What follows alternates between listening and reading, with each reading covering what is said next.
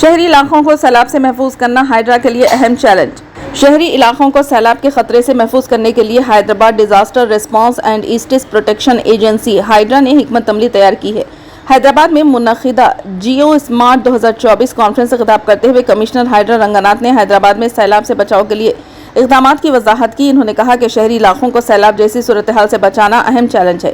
انہوں نے کہا کہ شہری علاقوں میں محض 2 سیفٹی میٹر بارش ٹریفک جام اور جگہ جگہ پانی کے جمع ہونے کی شکایت پیدا کرتی ہے۔ حیدرآباد میں بارش کے سالانہ شرح 79 سینٹی میٹر ہے، جو تلنگانہ کی شرح 130 سینٹی میٹر سے کم ہے۔ انہوں نے کہا کہ جھیلوں اور تالابوں کے علاوہ نالوں پر ناجائز قبضے اور شہری علاقوں میں توسیع کے نتیجے میں معمولی بارش بھی شہریوں کے لیے مسائل کا سبب بن رہی ہے۔ ہائیڈرا کی جانب سے ان مسائل سے نمٹنے کے اقدامات کیے جا رہے ہیں۔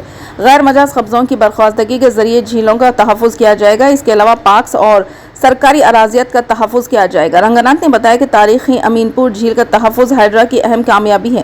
غیر مجاز قبضوں کی برخواستگی کے ذریعے جھیل کو دیگر علاقوں سے آنے والے پرندوں کی جنت میں تبدیل کیا گیا ہے۔ چیف منسٹر ریونت ریڈی نے دیگر علاقوں سے پرندوں کی آمد کو سوشل میڈیا پر شیئر کرتے ہوئے اپنی خوشنودی ظاہر کی ہے۔